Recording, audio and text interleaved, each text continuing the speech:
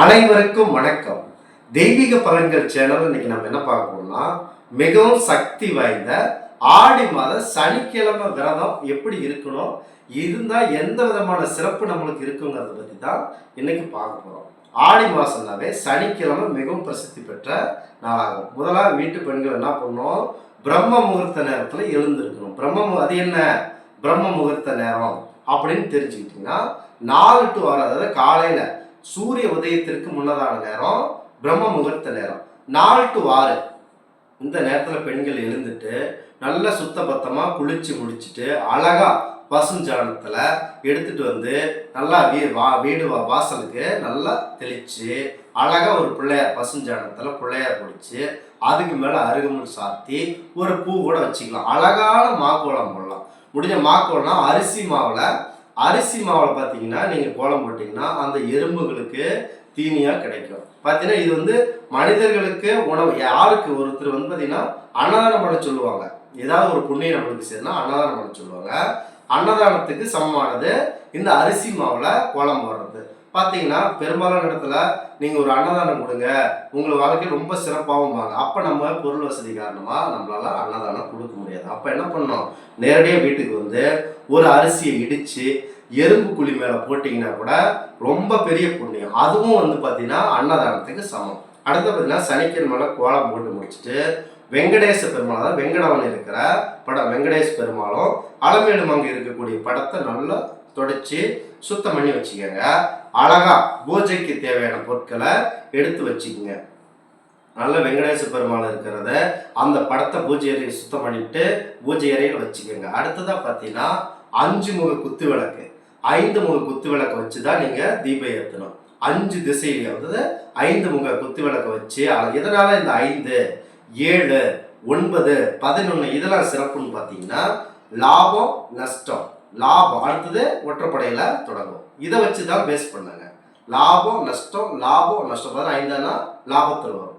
இதுதான் முக்கிய பேஸ். அதனால வந்தீங்கன்னா 5 முகத்தில் குத்து விளக்கு ஏற்ற சொல்றது இதுதான் காரணம். ஒற்றைப்படை வந்தீங்கன்னாவே அது லாபத்தில் முடியும்.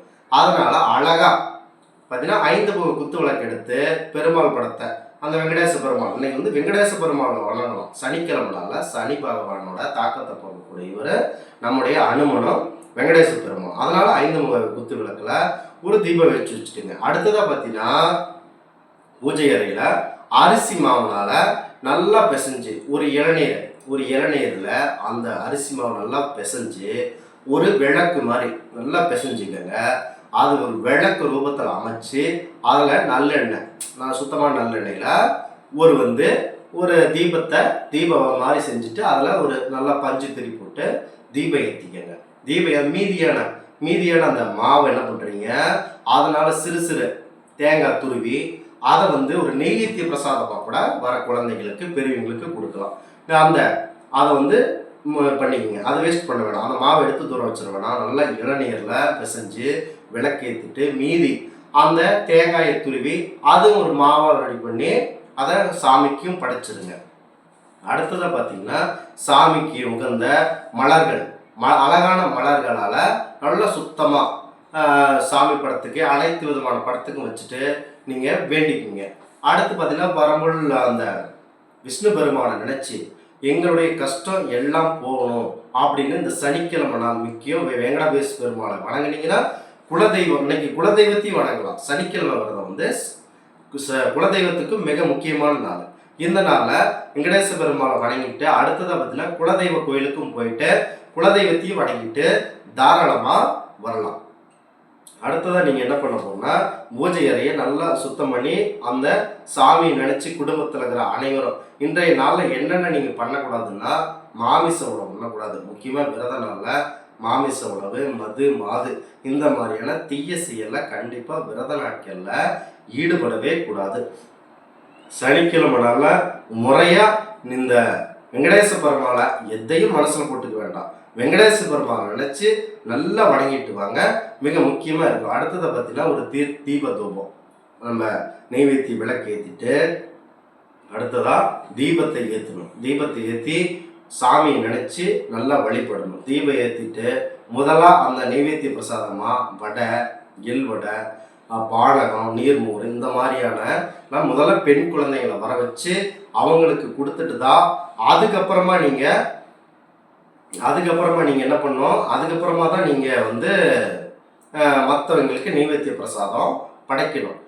வடை இதெல்லாம் வந்து வடை இந்த மாதிரியான ஐட்டம் வந்து பார்த்தீங்கன்னா வெங்கடேச பெருமாளுக்கு ரொம்ப பிடிக்கும். அலமேலு மங்கையும் நல்லா வணங்கிருங்க. இன்றைய நாளில் சனி பகவானை நினச்சி நல்லா வழிபடுங்க. சனி பகவான் நினச்சி வழிபட்டிங்கன்னா சனி தோஷம் இதெல்லாம் போகும். சனிக்கிழமை நாளில் மிக முக்கியம் என்னன்னா, அன்னைக்கு பூரா உபவாசம், அதாவது உண்ணாமல் இருந்து அவரை நினச்சி காக்கைக்கு சாதம் படைச்சிட்டு நீங்கள் உண்டீங்கன்னா சனி தோஷம் விலகும். அடுத்ததாக பார்த்தீங்கன்னா அனுமன் என்ன பண்ணுறாரு, அனுமனை நினச்சி நீங்கள் அனுமன் நினச்சி நல்லா வேண்டிட்டு வரணும். அனுமன் நினச்சி பார்த்தீங்கன்னா இந்த நாளில் போயிட்டு தீபம் ஏற்றிட்டு அவர் நினச்சி என்னுடைய அனுமன் யார், ரொம்ப சக்தி படைத்தவர், பலம் படைத்தவர், அவரை நினச்சி இன்றைய மாலை வேளையில் போயிட்டு சனி பகவானுடைய தாக்கத்தை குறைக்கணும்னு நினச்சி அனுமனையும் வழிபட்டுட்டு வாங்க. வெங்கடேச பெருமாள் அலமேலு மங்கை வழிபாடு இந்த சனிக்கிழமை மிக முக்கியத்துவம் வாய்ந்தது. மிகமாக குலதெய்வ வழிபாட்டையும் இன்னைக்கு நல்லா தாராளமாக செய்யலாம். இந்த ஆன்மீக தகவல் உங்களுக்கு பிடித்து இருந்தால் தெய்வீக பலன்கள் சேனலை மறக்காமல் சப்ஸ்கிரைப் செய்து கொள்ளுங்கள். மீண்டும் ஒரு நல்லதொரு காணொலியில் உங்களை சந்திக்கிறோம். நன்றி, வணக்கம்.